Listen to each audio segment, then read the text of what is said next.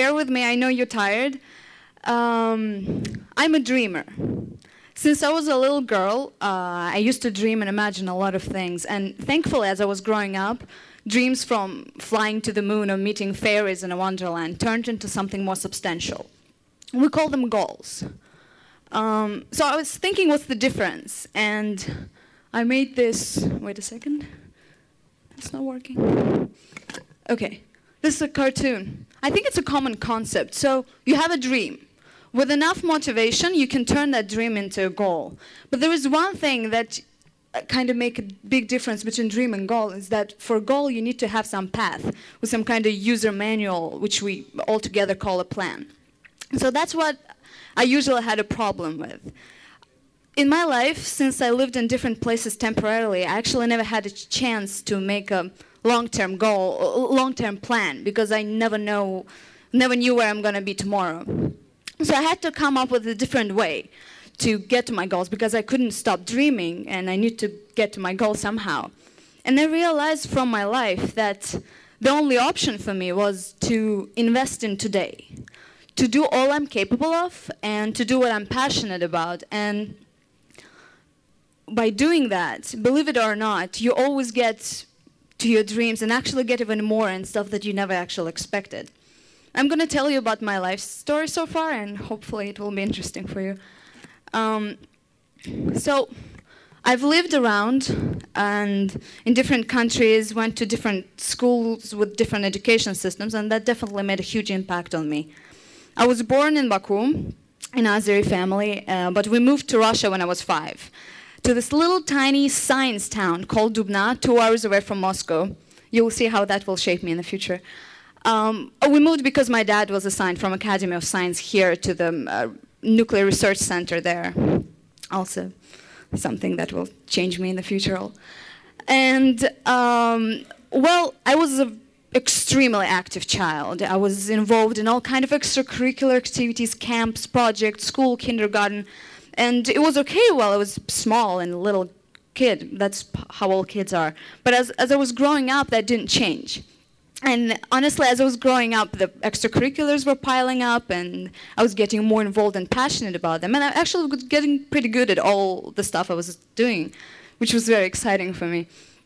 And I never thought why I was doing it. By the 8th grade, I already attended ballet school, School of Arts, graduated from music school, and was performing and participating in all competition and contests possible all around Russia and around the town I was living. And well, I never actually thought that that was the time coming, so I need to kind of narrow myself and think about what I'm going to do professionally, or what is my main interest. My main interest was everything. I wanted to try everything, I wanted to do everything, I wanted to be good at everything.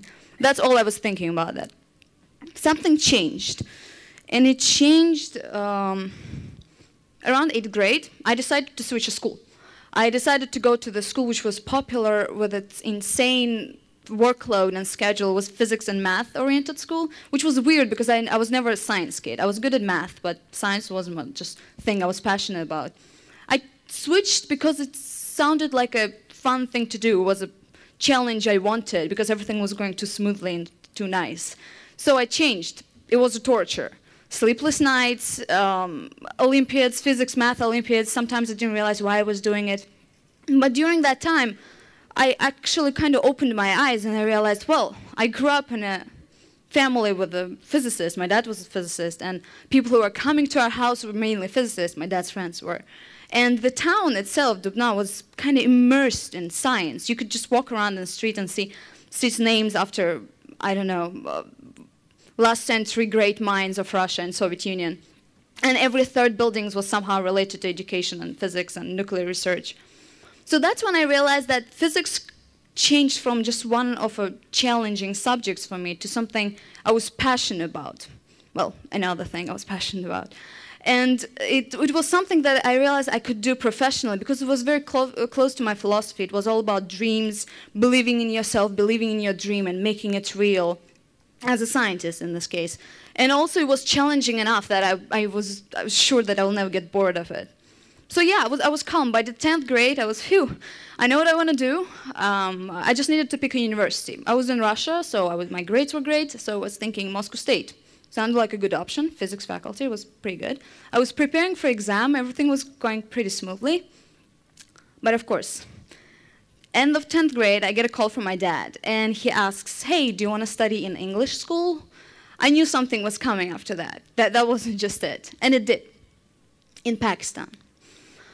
Well, let's face it, when you're 16, you live in Russia, and all you hear about Pakistan is either nothing or that bad things are happening there. Let's say I wasn't very excited about the idea. I totally freaked out.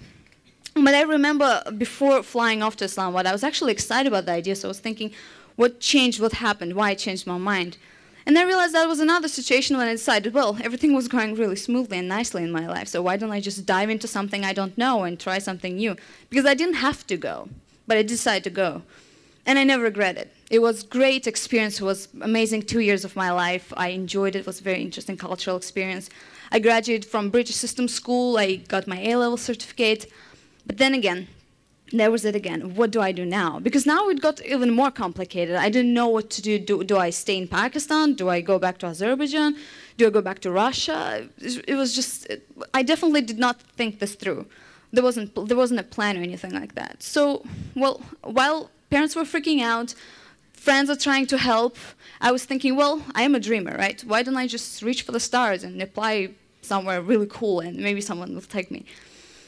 Well, parents took it really in the way that the idea was unrealistic. How do you get into those places? How do you pay for those places? How do you let the only child and a girl, Azeri girl, alone somewhere?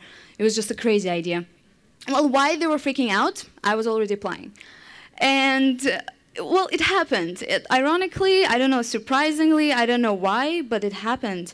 And then I was thinking why it happened. And that was the reason. Those things I've done, the ballet school singing and dancing and all other stuff that I've never thought why I was doing them, that was actually the reason. That's something that set me apart, apparently, from the crowd. I was really excited, and the idea was getting real as acceptances from Oxford, MIT, Harvard were coming.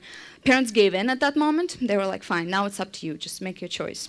Choice was easy, because I wanted to be as involved in sciences as I could be in arts, and also US education was kind of implied a freedom, which I always needed as a person. So yeah, Harvard was a perfect choice. Still is. Currently, I'm a third-year student at Harvard University, pursuing my bachelor degree. I'm double majoring in physics and astrophysics. Weird, I know. But I have to tell you, it's awesome. I never regret it. Yes, again, sleepless nights, all that. But who doesn't have those, right? And as long as you believe in what you do, and as long as you're passionate about what you do, it doesn't matter what people say. Why do you do it? You're a girl. Like, no one will ever marry you. And like, so it's crazy. So I don't know about the last one. Let's see how that turns out. But I'm sure that it wasn't as crazy as people think. It does make sense for me. I love what I do, and I'm hopefully I'm going to make it something bigger than it is now. I want to tell you about the last dream I'm trying to fulfill, hopefully in 3 days. That's where I'm going to be working in 3 days. This is CERN. It is located on the border of Switzerland and France. Thanks. This is a place I wanted to see since I was 10. Dad was talking about it all the time, even before LHC was built, which is a large Hadron Collider. Hopefully you heard about it. This is the biggest, you see the circly thing? This is the biggest experiment in the history of humanity. This particle accelerator is 28 kilometers long, and we accelerate subatomic particles, for example, protons, hydrogen, nuclei, with speeds really, really close to speed of light. And we smash them inside of detectors. This is the detector that I'm going to be working on. Oh, pardon?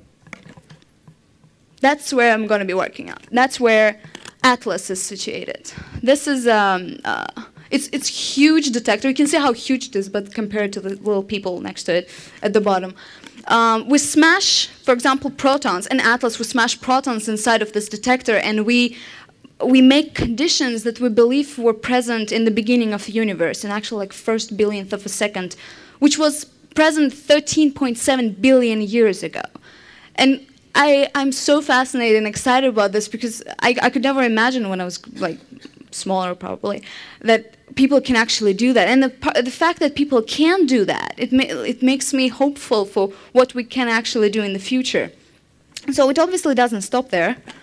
I still have dreams, goals. I have motivation enough to get to my goals, and hopefully even some crazy change that come up again, I will deal with it. I have a lot of goals and dreams right now. I wanted to do a PhD in physics and become a real scientist and do cool things. Make a difference somehow, I don't know, make myself proud, which usually make your parents proud, your nation proud, your people proud. So it's all connected. So what I wanted to tell you is having dreams and having ideas is probably one of the best things a person can do, because you can always spot a person from the crowd by knowing, does she or he have an idea? You can always see the glow of passion. And if you have this glow of passion, you will always have thirst for life, and you'll never get bored of living. And I think that's important, especially for young people. And believe me, the world is big and beautiful and amazing. There's so many opportunities. So we should just go out there with our dreams and try to realize them and believe in ourselves. Thank you. Show some.